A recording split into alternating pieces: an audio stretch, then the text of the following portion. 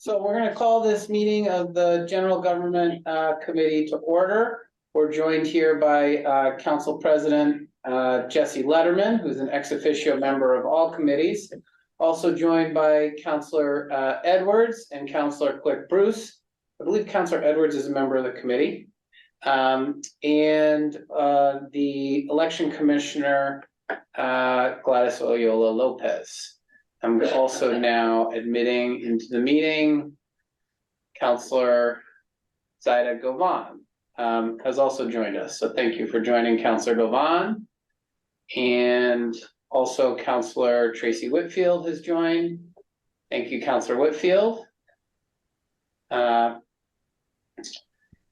miss much, we're just calling the meeting to order. So the one agenda item on for today is a review of an ordinance that was previously passed and drafted by Council President Letterman pertaining to boards and commissions. And I think that there's some updates that the president would like to share about that. And there might be a minor review for us to complete related to some of those updates. So with that, Council President. Thank you very much, Mr. Chairman, and thank you to the members who have joined virtually.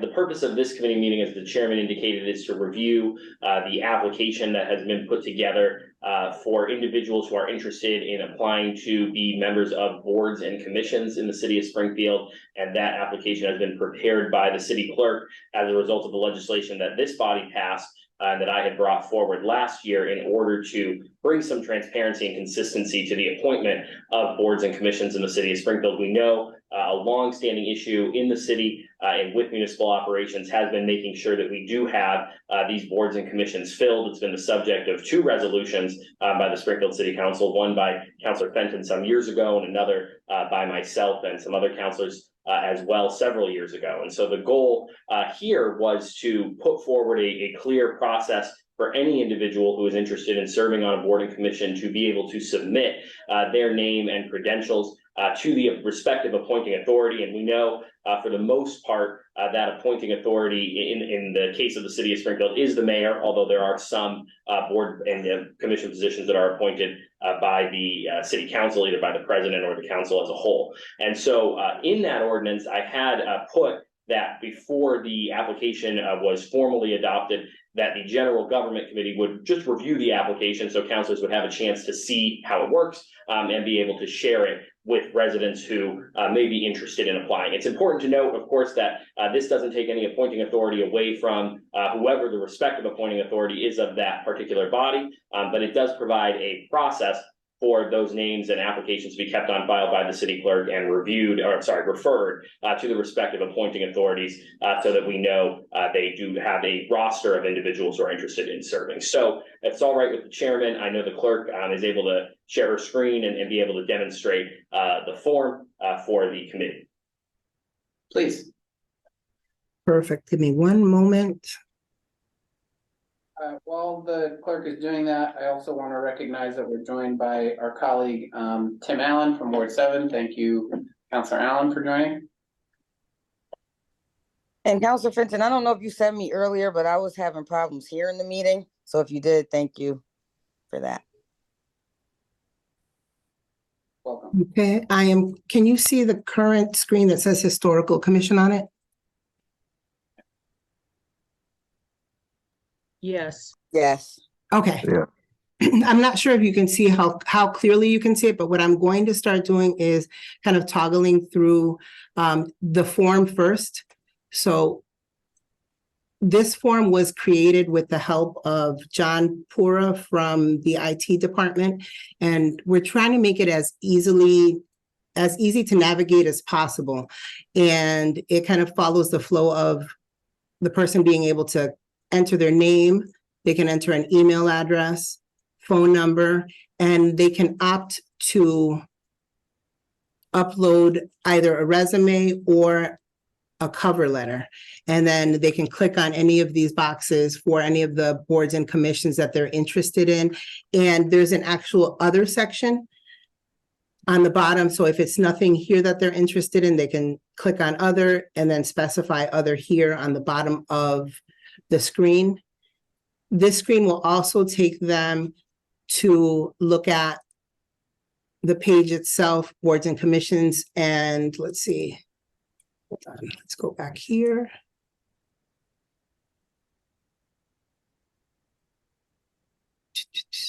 There is a list. Where is it? On the right-hand side, Madam Clerk, I think. There we go. On the directory itself, as Councilor Letterman was mentioning, the ordinance requires for us to post a list of the boards and commissions with the current members. And if you see here, it has like the Board of Assessors, the enactment date, or the ordinance relevant to this board, as well as if we go down and look at, let's go to the Board of Police Commissioners. It has additional information for each board. And if we go to the Board of Parks, it will have the information of who's on there, the ordinance regarding the actual commission, and then links on the right-hand side. If you're interested, you can click on this link to actually fill out the interest form. Let me just see if I can move this. It's kind of difficult. Let's go back here. As well as, I'm going to pick one. Let's pick this one. You'll see where there may be a vacancy here. So it's kind of helping people see where there are vacancies. So if they have an interest in this specific board and commission, it triggers the ability for them to then send the interest form. It's already live. This form itself is in the iteration that we see here is live. Any changes that are suggested by the council can be updated. So it's kind of a work in progress, let's say, where we can update any of these forms that are here. And to the credit of, IT, we've already had some interest. We've had a couple people that are interested in Elections Commission. They're interested in Public Works and have sent the email through this form. It's received by myself and by all of the council staff. So all of us get the exact same email. And I have a question, Mr. Chair. Sure, 1 second, Councilor Whitfield. So Councilor Levin, did you have anything that you want to add or supplement with that? I take it you're looking for comment on the form before it's already live, but before it sort of is quote unquote final. Is that the idea? Correct. So indicates that the General Government Committee will review the form. So I think that to comply with the ordinance, it's important for us to have this meeting for councilors to be able to see the form. Certainly, I think the clerk is open to any suggestions councilors have, although the ordinance does grant the authority and creation of the form to the city clerk as the keeper of records. Okay. Councilor Whitfield? Gladys, can you go back to the vacancy where you see the vacancies on the form? Sure. So if you go to the what you're looking at now, the page you're looking at now is the interest form.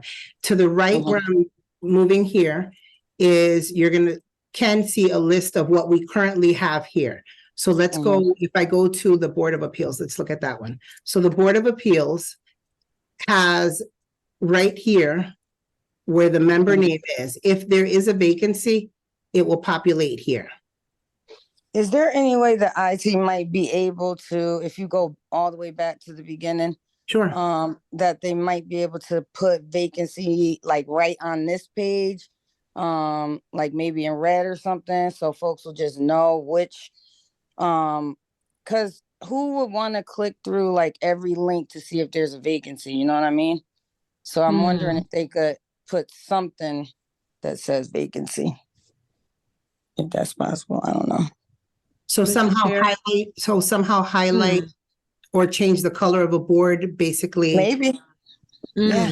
As opposed to, like, let's say the Board of Assessors doesn't have any vacancies. If we have Right. that in black, but if this Board of Appeals, where this link could be highlighted in red, for example. Yeah, I think And that's then, good.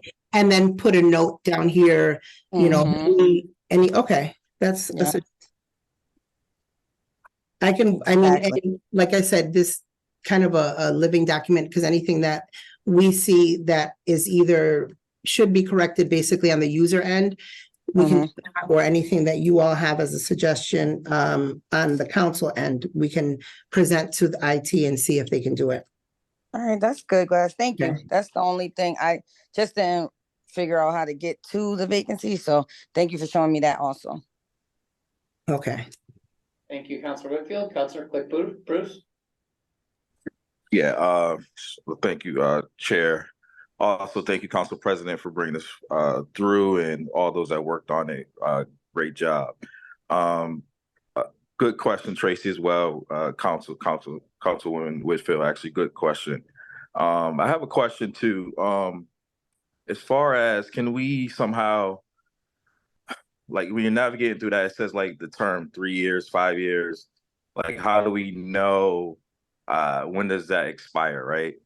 So is there any way we can highlight when it's, or count them down or whatever, how much they have left to know like at some point there's going to be a vacancy if possible? Because right now it's just reading, 5 years, so we don't know what year or term that they're actually in. So we can include a column that has like maybe the when they were appointed, so that you would know when the term limit should end. So, but just so Right. that you know, depending on the appointing authority, if a person still decides that they want to continue in that role, Of it's course. not like it's going to be a hard stop. It's going to be an extension. They would get No. sworn in again for another term. Of course. Yeah. Of course. I Yes, think we that'll can be add helpful. a column of when the person was appointed. Right, that'll be helpful as well. Okay. Thank you. Thank you, Counselor Click Bruce. I just have a couple of points, Commissioner. The first is, just to, maybe we can go over each of the pages with a fine tooth comb. This CPA page, for example, some of those items I know are not up to date. Like, for example, Mr. Santinello is no longer a member of the Park Commission, and the City Council is not the appointing authority for all those positions. But I think that the information and the context with the comments from Counselor Click Bruce and Counselor Whitfield is really great. It's critical, and the way it's organized seems really good to me. So other than just checking sort of the appointing authority that is on this page and making sure all the rest of it is up to date and accurate, that's the big burden on you guys, because it's an ever moving target. I gotta think, there's so many boards and commissions and appointees, it's probably changing every month. In some cases every week. So, and then my one thing I wanted to see is if you could go back to the prior page where you submit your materials. And can you zoom in a little bit on that disclosure statement at the top where it says thank you, and then the sentences that follow? I just want to see exactly what it says there. If I could read it, because I can't zoom since I would have to cut and paste. Can you read it then? It's just a little hard to see from where I am. Yes. As I can tell by Counselor Click Bruce's moving of his glasses. So the first statement says, thank you for your interest in the City of Springfield boards and commissions. Those interested in serving on a board or commission are encouraged to fill out the form below. Please note that submissions will be reviewed by the Office of the City Clerk, but does not guarantee appointment.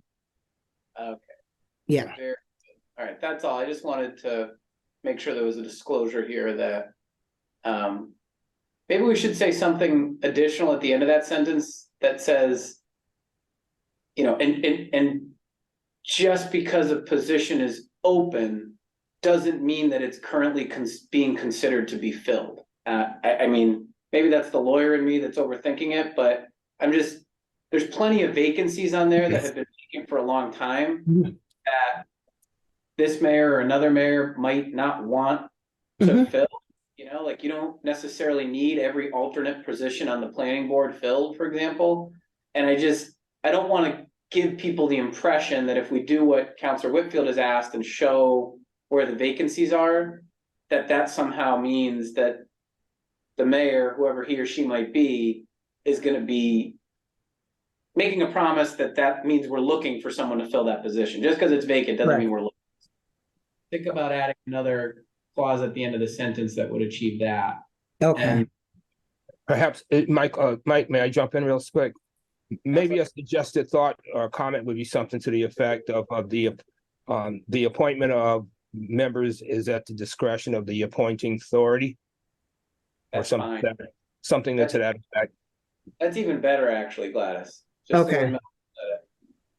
Appointments are at the discretion of the appointing authority. That covers non-appointments or vacancies, what have you.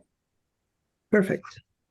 And then, I guess this is up for discussion, but it seems to me like we might also want to create a third field down here where it says resume and then cover letter.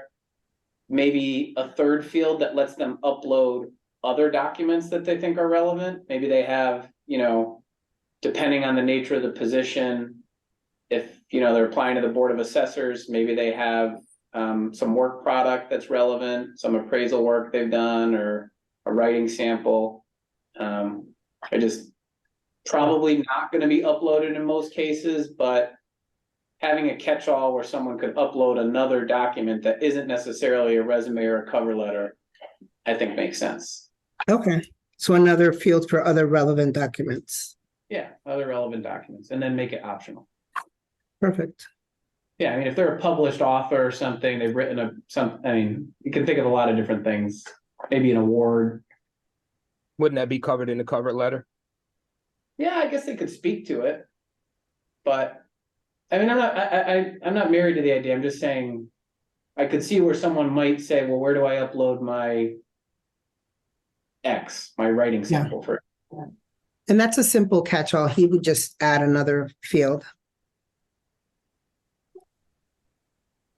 So that's all I had. I don't see any other hands up in the queue, but I'll invite people to do it now if they do. Okay, some hands are coming up. And Councilor Whitfield, but before I turn it over to Councilor Whitfield, I just want to say that my observations are that this is terrific. And thank you to Councilor Letterman for bringing it forward, and to the clerk and her team for putting this together.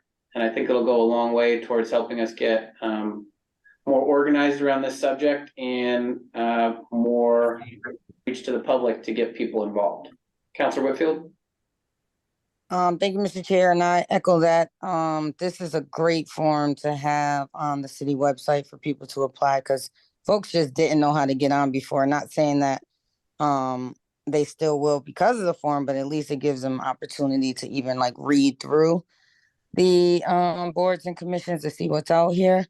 So I wanted to go back to Councilor Click Bruce's comment about the terms.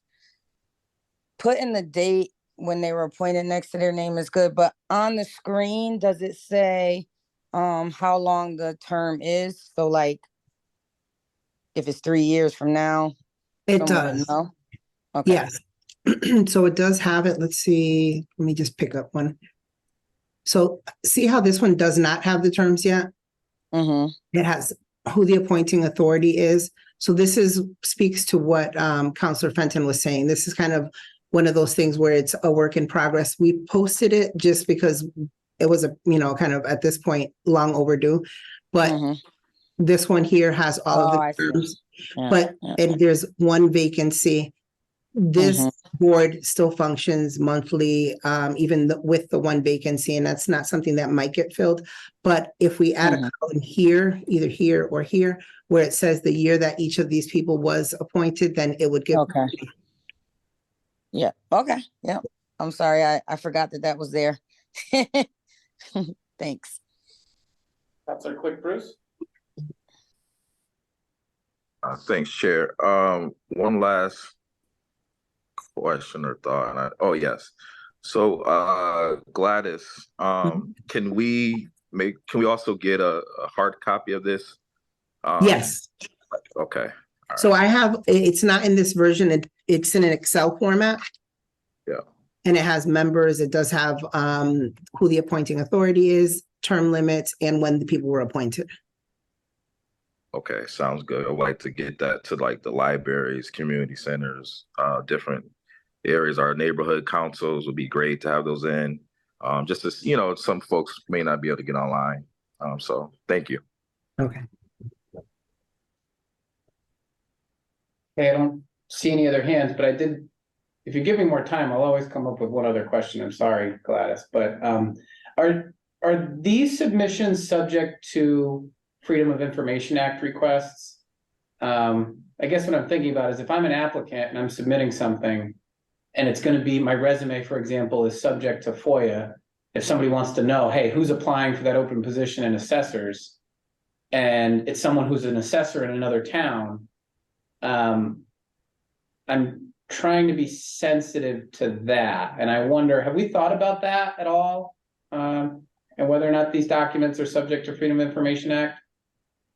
And I see Go ahead. Councilwoman, so I'll let her go after me, but go ahead, Gladys. I can say that I have not given thought to the fact that these, because would we handle them in the same way as a job applicant? If it's an applicant for a voluntary position, because none of these positions, aside from, I think, Board of Assessors is the only paid one. And then Elections Commission, they have a stipend that they receive. So I mean, that could be a question for the law department. Yeah, have you, Councilor Letterman, has that come up before? Well, Attorney Fenton, you definitely raised it when we introduced the legislation. I forgot. And so I don't think that we have arrived at a firm answer on it, although I will say when the Board of Police Commissioners recently had a vacancy, all of the names of the applicants were released upon request. So I think it's a question for the law department and the compliance division with the Freedom of Information Act. But if we do receive a ruling from them that it is definitely subject to FOIA, we should place a disclaimer on the front page. I agree. So if we could just make that a bullet, Gladys, to check with the law department. If it is, it doesn't mean we abandon it. I think we need to disclose it in pretty bold letters at the bottom so people know, that this information could become public, and information they're submitting could become public, like a personal cover letter talking about personal experiences or resume information, that kind of thing. Councilor Govan? Hi, thank you very much, Mr. Chair. I think this is a really great idea. I remember a number of years ago when we were working with the League of Women Voters and we were having some questions around boards and commissions in the city, and no one really knew how to get even information about them. So having this on the website and letting people know about it, I like Council Cook Bruce's idea of having it on paper so that the neighborhood councils can advertise it. I think it's a great idea. So thank you so much. Right? So I don't see any other hands. Sounds like everybody's equally thrilled with this. And thank you again, Councilor Letterman and Gladys, for all your work on this. They're looking for a vote from us. I have a quick question. Go ahead. Just really quickly, I think we have the form pretty well worked out.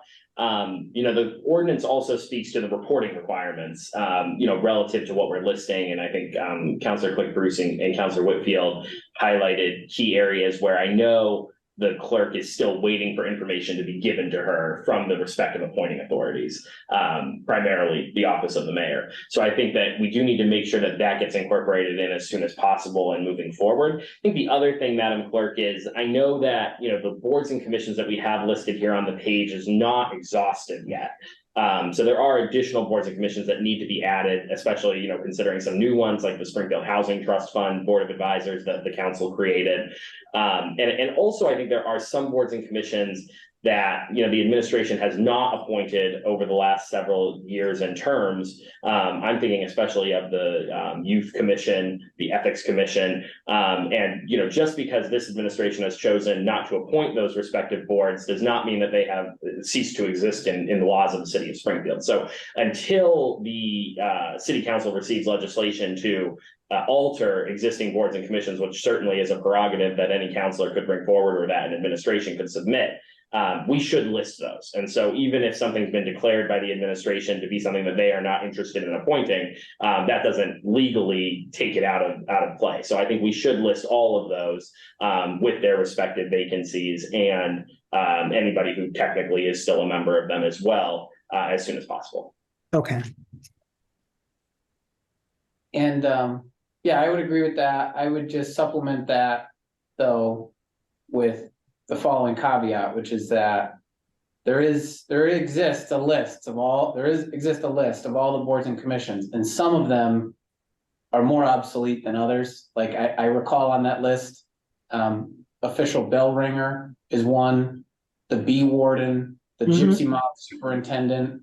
Those are still positions that are on the books in the city as appointed positions that are unfilled. So Councilor Letterman, I guess I would just say that I agree, we should list all of the relevant boards and commissions, even if they're not appointed. But someone's gonna have to do the discretionary work of deciding that, you know, the Ethics Commission and the Productivity Bank, while vacant, are currently relevant.